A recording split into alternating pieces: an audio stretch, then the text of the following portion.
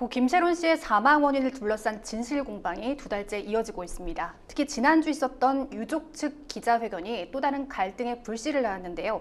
한 주간 주요 이슈를 짚어보는 뉴스픽, 오늘은 조나리 기자와 김세론 씨 사건의 새로운 논란에 대해 이야기 나눠보겠습니다. 조 기자, 이 사건은 저희가 두 번째로 다루는 내용이죠. 이후 계속 사건의 진행 상황을 지켜봤나요? 네, 그렇습니다. 지난 3월 21일이었죠. 그때도 뉴스픽 시간에 사건의 법적 쟁점들을 정리해 다룬 바 있었는데요. 이후 방송에서 다루진 않았지만 3월 27일 김세론 유족 측의 첫 기자회견과 같은 달 31일 배우 김수현의 기자회견을 갔었고요. 현장 상황을 기사로 보도했었습니다.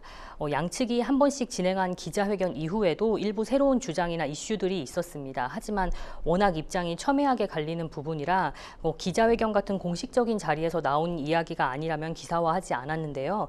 그러다 최근이죠. 지금 얘기하신 이달 7일 김세론 유족 측의 두 번째 기자회견이 열렸고 마찬가지로 이곳도 직접 현장을 다녀왔습니다. 네, 김수현 씨의 기자회견 후 한 달 이상의 시간이 지났는데요. 새롭게 정리할 부분이 있을까요?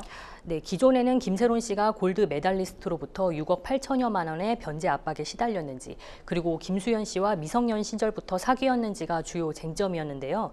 우선 변제 압박 내용부터 살펴보면 기본적인 사실관계는 지난번 뉴스픽 시간에 정리한 것에서 큰 차이는 없는 것 같습니다. 그러니까 2024년 3월 15일 김세론 씨가 전 소속사였던 골드 메달리스트로부터 1차 내용 증명을 받은 뒤 소속사 관계자와 김수현 씨와 연락이 닿지 않자 같은 달 24일 김세론 씨가 김수현 씨와 찍었던 사진을 SNS에 올렸고 바로 그 다음 날 골드 메달리스트가 부랴부랴 2차 내용 증명을 보내며 상황을 나름 설명한 거죠. 아시다시피 2차 내용 증명에는 회사가 배임죄에 걸릴 수 있어 형식적으로 보낸 것이라면서도 변제 일정을 협의하자는 내용이 담겼습니다. 김세론 씨가 골드 메달리스트로부터 1차 내용 증명을 받고 소속사와 연락이 닿지 않으면서 심한 압박에 시달려온 것은 여러 정황상 사실로 보입니다. 하지만 2차 내용 증명 발송 후 골드 메달리스트가 채무 변제를 압박했다는 정황은 현재까지 드러나지 않았는데요. 실제로 김세론 씨도 이후 새 소속사와 재기를 준비해온 것으로 보입니다. 다만 이마저도 쉽지는 않았습니다. 계속해서 생활고에 시달려온 김세론 씨는 이후 미국에서 만난 남성과 초고속 혼인을 하고 다시 한 달 만에 혼인 무효 절차를 밟는 등 정서적으로 불안정한 시간을 보냈던 것으로 보입니다. 네, 두 번째 쟁점이었던 김수현 씨와의 연애 시기는 어떤가요? 네, 이 부분은 여전히 입장차가 갈리는 부분입니다. 김세론 유족 측은 첫 번째 기자회견 당시 2016년 김세론과 김수현이 나눴다는 카카오톡 메시지를 공개했는데요. 내용상으로는 누가 봐도 연인 사이에서 나눌 만한 대화들이 담겨 있었습니다. 다만 김수현 씨는 아시다시피 본인이 직접 나선 기자회견에서 해당 카톡은 자신이 보낸 게 아니라고 주장했습니다. 그러면서 진술 분석기관에서도 이를 확인해줬다고 밝혔는데요. 이날 김수현 씨는 가세연과 김세론 유족을 상대로 법적 조치에 나서겠다면서 수사기관을 통해 진실을 밝히겠다고 했습니다. 하지만 기자회견 후 카톡상 말투로 본인 여부를 판단할 수 있는지나 제시한 검증 결과가 법적으로 증거 능력이 있는지 여부가 오히려 주목을 받기도 했습니다. 더욱이 가세연은 이날 방송을 통해 2018년 김세론 씨가 만 17세, 우리 나이로 19살 시절의 영상을 공개했는데요. 김세론 씨가 김수현 씨 집에서 닭볶음탕을 먹는 짧은 영상이었습니다. 반면 김수현 씨 측은 이 영상에 대해 김수현이 군복무 중 휴가를 나왔을 때 김세론이 잠깐 놀러 온 것이며 두 사람이 사귀던 때도 아니었고 당시 김수현 집에는 가족도 함께 있었다고 반박했습니다. 이외에도 2016년부터 2019년까지 김수현 씨가 만나고 있던 연인이 있었다거나 김세론 씨 역시 2019년 김수현 씨가 아닌 다른 남자친구가 있었다는 보도가 지난달 나오기도 했습니다. 양측이 각각 주장하는 연애 시기 중 겹치는 시기는 2019년부터 2020년까지인데요. 보도 내용이 사실이라면 두 사람 모두 2019년 각자 만나던 사람과 이별 후 그의 만남을 시작한 것으로 보입니다. 네, 그러나 중에 지난주 김세론 유족 측의 두 번째 기자회견이 열린 거죠? 그렇습니다. 첫 번째 기자회견에서는 카톡 메시지가 공개됐다면 이번에는 김세론 씨 음성이 공개됐는데요. 내용을 종합하면 김세론 씨가 김수현 씨와 중학생 때부터 사귀어왔고 연예 유튜버 이진호 씨가 올리는 영상 때문에 고통을 받고 있다는 내용입니다. 현재 이진호 씨는 김세론의 명예를 훼손한 혐의로 유족들로부터 고소를 당한 상태입니다. 가세연은 이 녹취가 지난 1월 10일 미국 뉴저지 인근 스타벅스에서 김세론과 제보자가 나눈 대화로 김세론의 동의 하에 녹음이 진행됐다고 설명했습니다. 네, 기존 유족 측이 주장한 것과 거의 동일한 내용인 것 같은데요. 이외에 다소 충격적인 이야기들이 나왔다고 하죠? 네, 그렇습니다. 우선 김수현 씨에 대한 부분은 김세론 씨가 중학교 2학년 때 김수현 씨와 성관계를 했고 김수현이 다른 이성의 사생활이 담긴 사진을 김세론에게 보냈다는 주장입니다. 또한 이 녹취를 가세연에게 제공한 제보자가 이진호 씨를 비롯한 여러 제3자들로부터 녹취록 제공 압박 및 회유를 받던 중 지난 4월 30일 조선족과 이씨 성을 가진 한국인으로부터 흉기 피습을 당했다는 폭로도 있었습니다. 두 사람 모두 사건 발생 전 미국으로 입국한 사실이 현지 수사 결과 드러났다고도 했는데요.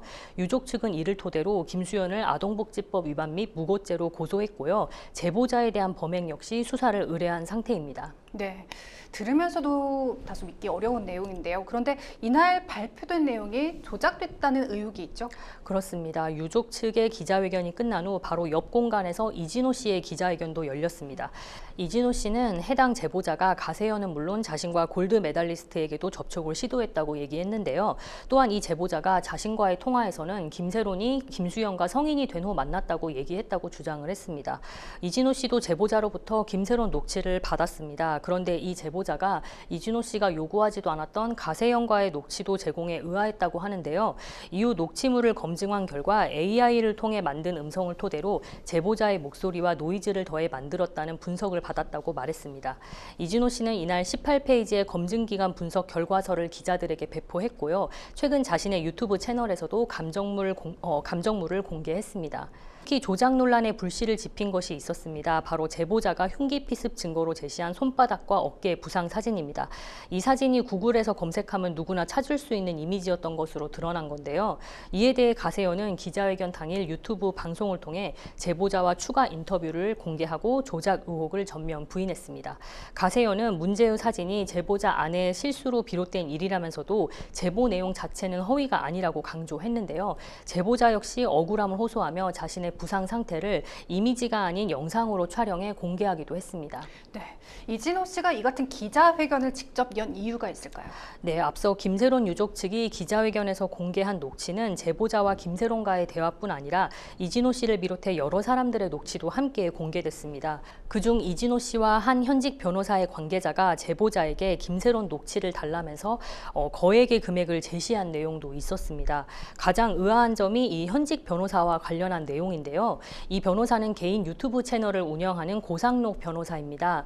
공개된 녹취에서 고상록 변호사의 관계자가 제보자에게 미국에 사람을 보냈다는 취지의 발언을 합니다. 그리고 그로부터 4일 후 제보자가 흉기 피습을 당했다는 주장입니다.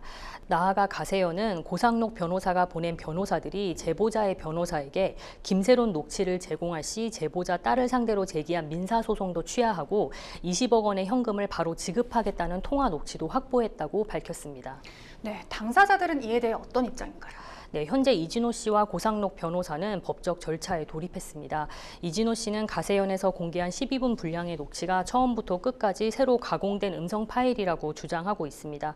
공개된 녹취에서 이진호 씨는 문제의 김세론 녹취를 받기 위해 지속적으로 제보자에게 전화를 하고 그 대가로 10억 원을 지급하겠다는 식의 발언이 나오는데요.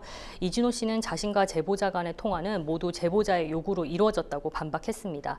녹취 제공을 대가로 10억 원을 주겠다는 말도 사실이 아니라고 주장하고 있습니다. 관련해서 이진호 씨의 입장을 들어봤는데요. 인터뷰 듣고 오겠습니다. 제가 네. 그분이랑 총 6차례에 걸쳐서 통화를 했습니다. 통화한 내용을 따져보니까 4월 5일 날 3번 했고 4월 6일 날 보이스톡 한 번, 5월 5일 날 이제 2번 정도 보이스톡을 했습니다. 근데 너무 신기한 게 전혀 엉뚱한 날인 4월 20일 통화 녹취라고 좀 해당 자료를 공개를 했어요. 4월 20일에는 그 어떠한 연락도 없었고 전화 통화도 없었거든요. 반반씩 섞어서 쓰면 더 헷갈리지 않았을까 싶은데 100% 창작이고요. 100% 그 조작된 새롭게 생성된 그 파일입니다. 직접 제가 김세론 씨 목소리라고 들었던 파일 역시도 처음에 들었을 당시에는 정말 김세론 씨라고 생각이 들었었고요. 다른 파일들과 비교해보지 않았으면 저 역시 속았을 것 같고, 음성 조작이라는 것이 단순하게 과거에는 이제 보이스피싱 정도로만 이제 뭐 금전적 이득을 원하는 정도로만 좀 사용이 됐다면, 현재는 좀 한 단계 좀 진화해서 당사자가 원하는 녹취, 당사자가 듣고 싶어하는 자료를 직접 만들어서 주는 걸 보면서 언론 업계에서도 향후에 이제 단순하게 녹취 파일 형태로만 보도하기가 굉장히 힘든 또 다른 세계가 좀 오고 있다. 좀 기존의 보도에도 영향을 미칠 거라고 좀 판단을 했고요. 네, 고상록 변호사의 경우는 어떤가요? 네, 고상록 변호사도 강경 대응하겠다는 입장입니다. 사건과 관련 없는 자신이 기자회견에 언급되면서 연일 충격을 호소하고 있는데요. 고상록 변호사는 제보자의 녹취 내용이 허위였을 가능성을 가세현 측이 충분히 인지할 수 있었다고 지적하고 있습니다. 이어서 고상록 변호사의 인터뷰도 듣고 오겠습니다. 이게 거짓일지도 모르지만 그래도 어쩔 수 없다라고 하는 용인, 그게 미필적 고의거든요. 그 현직 변호사가 미국에 자객을 보내서 암살 시도를 하고 그게 FBI 수사를 받고 있다는 정도의 일반의 상식으로도 믿을 수 없는 얘기를, 인격 말살이잖아요. 이거는 말이 안 되잖아요. 이게 고상록 변호사의 관계자라는 걸 어떻게 판단하셨어요? 라도 물어봐야 되는 거잖아요, 제보자한테. 이게 만약에 조금이라도 치밀하게 준비된 내용이었다고 하면 저는 한국에서 못 살았을 거예요. 너무나 허황되니까 아무도 믿지 않아서 다행인 거지. 네, 가세현 측은 이후 입장 발표가 있었습니까? 관련해서 유족 측 법률 대리인에게도 연락을 취했지만 연결이 되지 않았는데요. 최근 논란과 관련해 수사기관의 결과가 나올 때까지 언론과의 접촉을 자제하겠다는 것으로 풀이됩니다. 실제로 김세론 씨 유족 대리인인 부지석 변호사는 이번 기자회견에서 수사기관이 요구하는 모든 자료를 제공하며 무대응을 원칙으로 수사 결과를 기다려왔다고 했는데요. 기존에 공개했던 카톡 자료는 물론 이날 공개한 녹취 또한 제공하겠다는 방침을 밝혔습니다. 김세론 씨 사망 원인을 둘러싸고 불거진 논란이 증거의 신빙성 논란으로 번지는 양상입니다. 유족 측은 이번 기자회견에서 2016년 카톡부터 이어진 조작 의혹에 대해 불편함을 드러냈는데요. 공개한 모든 자료는 포렌식을 거친 것이라고 다시 한번 강조하기도 했습니다. 네, 잘 들었습니다. 사건 관련자들이 모두 소송전에 돌입한 만큼 수사 결과를 기다려봐야 할 것 같습니다. 이번 주 뉴스픽은 여기까지입니다.